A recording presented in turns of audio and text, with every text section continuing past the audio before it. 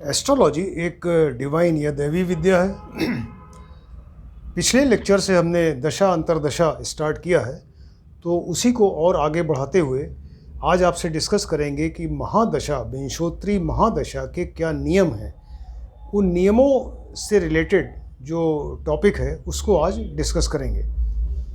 तो किसी ग्रह की जब महादशा शुरू होती है तो उसके अंडर में एक अंतरदशा भी शुरू होगी।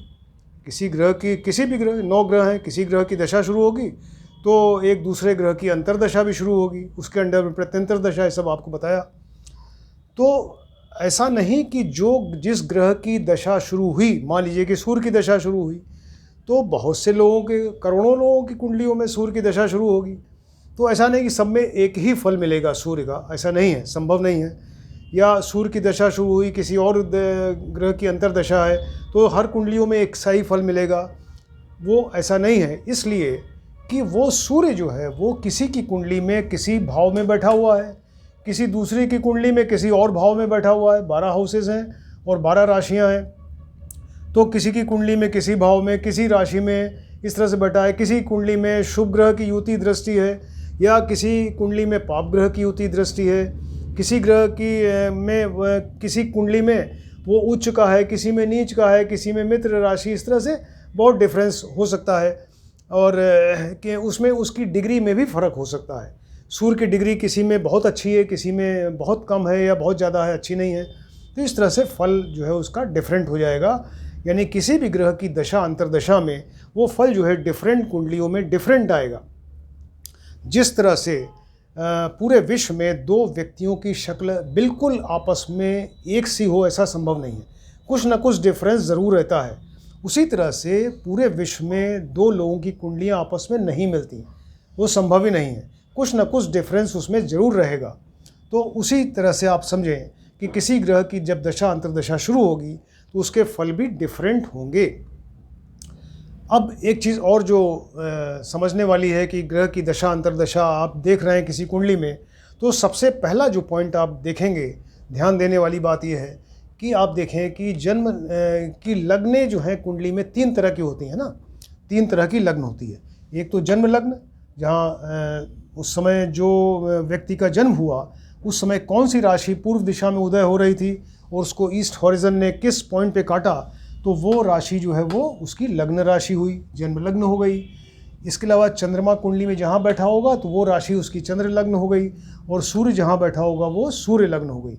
इस तरह से व्यक्ति की कुंडली में, हर एक व्यक्ति की कुंडली में 3 लग्न होती है, जन्म लग्न, चंद्र लग्न और सूर्य लग्न। अब इन लग्नों की 2 श्रेणियाँ बताई ऋषियों ने, 2 श्रेणी। तो उसमें एक दैवी श्रेणी, दूसरी आसुरी श्रेणी होती है। दैवी श्रेणी में वो लग्नें आएंगी, 6 लग्नें हैं। इसमें 5, 4, 1, 8, 9, 12 यानी सिंह लग्न, कर्क लग्न, मेष, वृश्चिक, धनु और मीन लग्न की कुंडली बनेगी, तो उसको दैवी श्रेणी की कुंडली कहेंगे। इनके स्वामी क्या होंगे? 5 का स्वामी सूर्य, 4 का स्वामी चंद्रमा, 1, 8 का स्वामी मंगल और 9, 12 का स्वामी गुरु होगा। यानी सूर्य, चंद्र, मंगल और गुरु जिन लग्नों, जिन राशियों के स्वामी होंगे वो लग्नें दैवी श्रेणी में आएंगी। इसी तरह से आसुरी श्रेणी में 6 लग्न आएगी, उसमें 3, 6, 2, 7, 10, 11 लग्न आएगी, यानी मिथुन, कन्या, वृष, तुला, मकर और कुंभ लग्न। तो इनके स्वामी क्या होंगे? 3 और 6 के स्वामी बुध, 2, 7 के स्वामी शुक्र और 10, 11 के स्वामी शनि होंगे। यानी आसुरी श्रेणी की जो लग्नें हैं, 6 लग्नें, उनके स्वामी बुध, शुक्र और शनि होंगे। अब देखिए कि दैवी श्रेणी की जो लग्नें हैं या इनके स्वामी हैं वो आपस में तो मित्र हैं, लेकिन आसुरी श्रेणी के ग्रहों से इनकी नहीं पटती, है ना, उनके शत्रु होते हैं। इसी तरह से आसुरी श्रेणी के ग्रह आपस में तो मित्र हैं, लेकिन दैवी श्रेणी के ग्रहों से उनकी मित्रता नहीं है, वो शत्रुता है। तो जब ग्रह की दशा शुरू हो रही है, दशा और अंतरदशा, तो आपको ये देखना है कि ये 3 लग्न हैं, जन्म लग्न, चंद्र लग्न और सूर्य लग्न, श्रेणी 2 हैं, दैवी और आसुरी। तो ये तीनों लग्नों में किस श्रेणी की मेजॉरिटी है। अगर तीनों लग्नें एक ही श्रेणी की भी हो सकती हैं, तीनों लग्नें जो हैं वो दैवी श्रेणी की हों या तीनों आसुरी श्रेणी की हों, और अगर अलग अलग हैं तो उनमें चूँकि लग्न 3 है, श्रेणी 2 हैं, तो किसी एक की मेजॉरिटी होगी, या तो दैवी श्रेणी 2 होगी या आसुरी श्रेणी 2 होगी। तो अब जिस ग्रह की दशा अंतर्दशा है, तो आप देखिए कि वो मेजॉरिटी वाली लग्न का ग्रह है या नहीं है, या दूसरे शब्दों में कहें कि जिस ग्रह की दशा अंतर्दशा है, चल रही है या आप देख रहे हैं, तो वो ग्रह जो है वो लग्न 3 लग्नों का मित्र है या शत्रु है। तो अगर मित्र होगा तो अच्छा फल देगा, अगर शत्रु होगा तो अच्छा फल नहीं देगा। क्लियर? इस तरह से आपको शुरू में ही देखना है कि तीन लग्नें हैं और 2 श्रेणियां हैं, तो उसमें जो मेजॉरिटी वाली लग्न कौन सी है, तो जब उसके मेजॉरिटी वाले ग्रह की दशा अंतर्दशा आएगी तो फल ज़्यादा अच्छा मिलेगा, ये कहने का मतलब। अब ऋषि पराशर और उसके आगे बहुत सारे ऋषि जो हैं उन्होंने नियम बताए, विंशोत्तरी दशा से रिलेटेड नियम जो बताए वो हम आपको बताते हैं। तो उन्होंने कहा कि जब वो ग्रह की महादशा शुरू होगी तो अपना हर एक ग्रह अपना विशेष फल, उन्होंने कहा कि हर एक ग्रह जो है अपना विशेष फल, अगर ग्रह बहुत ज़्यादा योग कारक है किसी कुंडली में तो अपना योग कारक वाला फल थोड़ा बहुत तो देता रहेगा पूरी लाइफ में, क्योंकि बहुत ज़्यादा योग कारक है, लेकिन जो उसका विशेष फल होगा वो ग्रह की महादशा आने पर ही मिलेगा। तो हर एक ग्रह का इसी तरह से है कि जब उसकी महादशा आएगी तभी उसका विशेष फल मिलेगा। अगर योग कारक है तो विशेष फल, योग कारक फल महादशा में, मारक है तो मारक फल महादशा आने पे, शुभ है तो महादशा आने पे, इस तरह से अपना विशेष फल महादशा आने पर ही देगा। तो ये दूसरा नियम उन्होंने ये बताया कि जिस ग्रह की दशा शुरू हो रही है तो उसी ग्रह की पहली अंतर्दशा उसी ग्रह की होगी।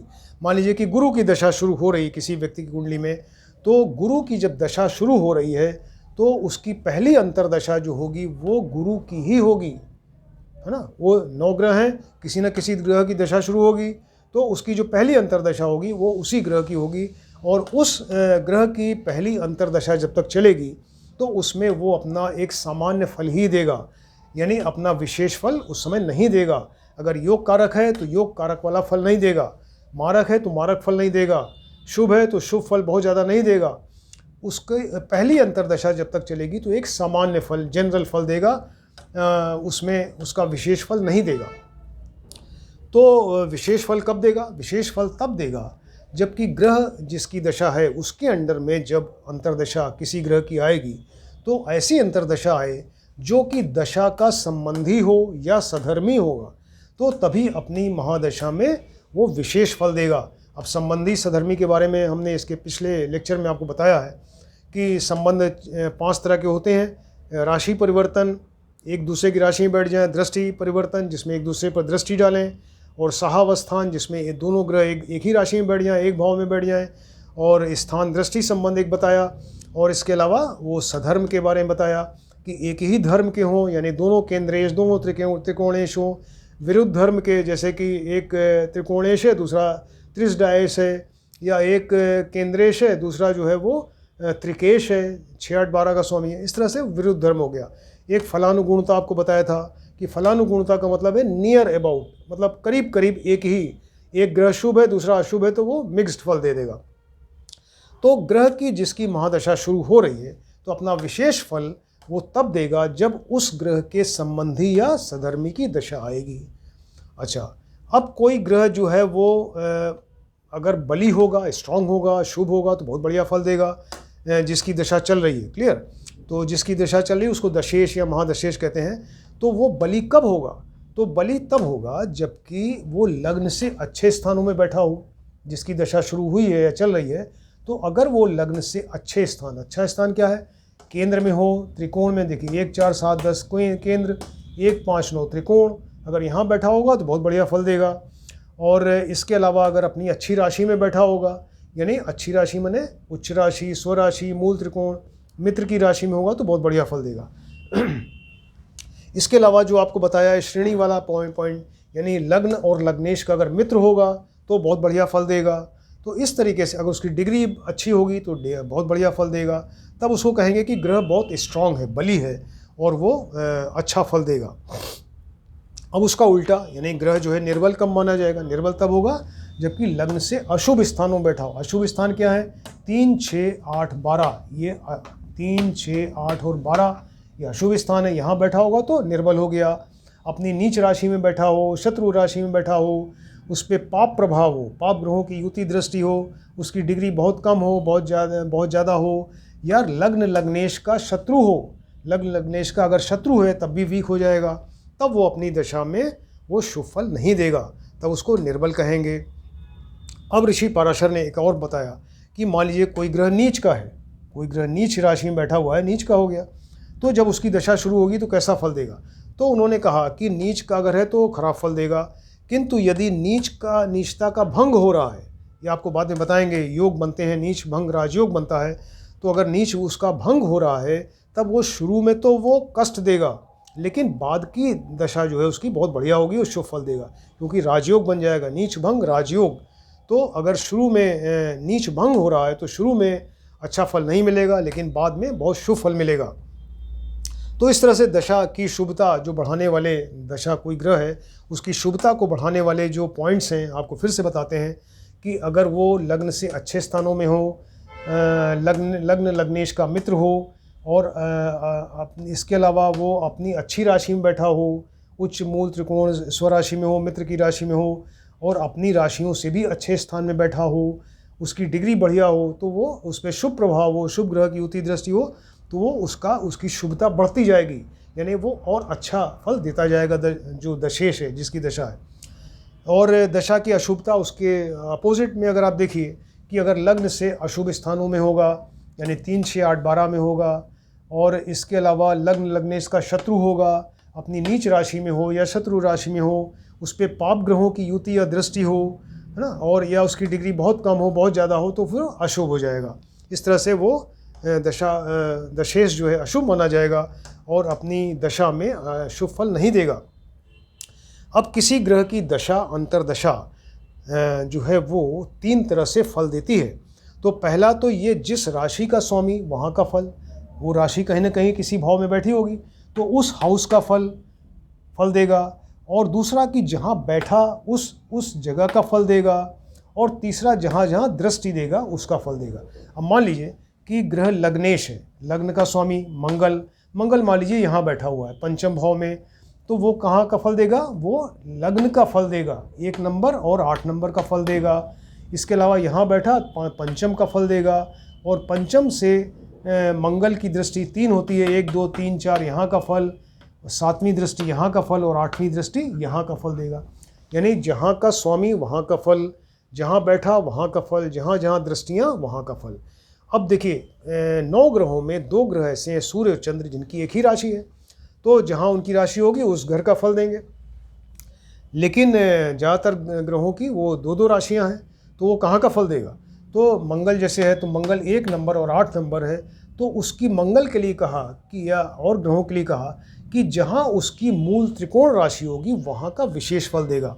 अब मंगल यहाँ बैठा तो मंगल की मूल त्रिकोण राशि देखिए मेष है, तो मेन फल जो है वो लग्न का देगा, इस हाउस का देगा मंगल यहाँ बैठकर, और इस हाउस का फल कम देगा, है ना, देगा ज़रूर, थोड़ा बहुत यहाँ का भी देगा, लेकिन मेन फल जहाँ उसकी मूल त्रिकोण राशि होगी वहाँ का फल देगा। अब मान लीजिए उन्होंने और जो नियम बताए कि किसी ग्रह की दशा चल रही है, अगर वो 2 राशियों की संधि में आ जाए, यानी एक राशि वहाँ ख़त्म हो रही है, दूसरी शुरू हो रही है, उसके बीच में अगर वो ग्रह आ गया तो वो ग्रह निष्फल हो जाएगा, यानी वो फल देने लायक नहीं रहेगा। यानी अगर ग्रह बहुत योग कारक है तो वो अपना फल नहीं दे पाएगा, मारक है तो भी उसका वो निष्फल हो गया, शुभ है तो वो निष्फल हुआ, अशुभ है तो निष्फल हुआ। वो संधि में आने से, ग्रह राशियों की संधि में आने से ग्रह जो है निष्फल हो जाता है। अब मान लीजिए कि कोई ग्रह बहुत ज़्यादा अशुभ है, बेकार ग्रह है, गलत जगह बैठा है, गलत राशि में बैठा, लेकिन अगर उस पर 3 शुभ ग्रहों की दृष्टियां हैं या युति है, 3 ग्रह उसके साथ बैठे हैं या 3 ग्रहों की दृष्टि पड़ रही है, तो वो हमेशा शुभ फल देगा, ये पराशर जी ने नियम बताया। और कोई ग्रह बहुत ज़्यादा शुभ है, बहुत बढ़िया योग कारक है, लेकिन अगर 3 ग्रह अशुभ ग्रह उसके साथ बैठ गए या 3 अशुभ ग्रहों की दृष्टियाँ पड़ गई तो वो अशुभ फल ही देगा, ऐसा उन्होंने बताया। और एकादशेष, उन्होंने एक नियम और जो बताया, एकादशेष यानी ये देखिए कुंडली का एकादश भाव 11th हाउस है, तो ये इनकम का घर है, आपको बताया था, प्रॉफिट का घर है, और रोग का स्थान है। भावात भावम से देखें तो 6th हाउस से 6th, 1, 2, 3, 4, 5, 6 यानी ये भी जातक को रोग देगा, डिसीज़ देगा, तो एकादशेश जो है इसको पापी संज्ञा वाला माना जाता है। केंद्र त्रिकोण तो शुभ भाव हो गए, ये भी अच्छा है चूँकि इनकम का घर है, लेकिन ये पापी संज्ञा वाला माना जाता है। तो एकादशेश की जब दशा शुरू होगी तो उस समय जो है वो हो सकता है कि वो नेगेटिव पॉइंट्स यानी जातक को रोग दे, डिसीज़ दे, परेशान करे, लेकिन वो अपनी दशा में इनकम ज़रूर देगा, इनकम उसकी बढ़ा देगा और उसको प्रॉफिट ज़रूर होगा। ये भी है क्योंकि उसका अपना गुण है उस एकादश भाव का। तो एकादशेश की जब दशा शुरू होगी तो वो चाहे खराब फल दे, लेकिन वो जातक जिस कैंडिडेट जिसकी कुंडली है उसकी इनकम ज़रूर बढ़ जाएगी, उसको धन की आय होगी, ज़्यादा होगी और उसको प्रॉफिट ज़्यादा होगा। तो इस तरह से बहुत सारे नियम बताए ऋषि पराशर ने जो हमने आपको बताए, तो इसको आप ध्यान से देखें, सुने, और उतना डिफ़िकल्ट नहीं है लेकिन आपको ध्यान देना पड़ेगा। आप कंसंट्रेशन से देखेंगे और एक के बाद एक लेसन्स जो है सब कंटिन्यूएशन में है। देखिए, तो अगर आप एक भी लेक्चर बीच में मिस करेंगे तो वो कंटिन्यूटी उसकी ब्रेक हो जाएगी, फिर आगे का लेक्चर शायद उतनी अच्छी तरह समझ नहीं आएगा। तो इसलिए आपसे रिक्वेस्ट करते हैं कि आप इसको सब्सक्राइब करें। सब्सक्राइब करने से एक कंटिन्यूएशन में आपको लेक्चर्स एक के बाद एक मिलते चले जाएंगे। और सब्सक्राइब एक ही बार करना है, बार बार नहीं करना, ये भी बताया था आपको। दोबारा करने से डीसब्सक्राइब हो जाता है, तो सिर्फ एक ही बार सब्सक्राइब किया जाता है। तो आप इसको सब्सक्राइब करें और कंटिन्यूएशन में आप लेक्चर्स देखते जाइए। और हम अपनी तरफ से पूरी कोशिश कर रहे हैं कि इसको और सिंपल तरीके से एक्सप्लेन करें और सब्जेक्ट को ईजी बना दें, जिससे कि आपको बढ़िया तरीके से समझ में आ जाए। Thank you.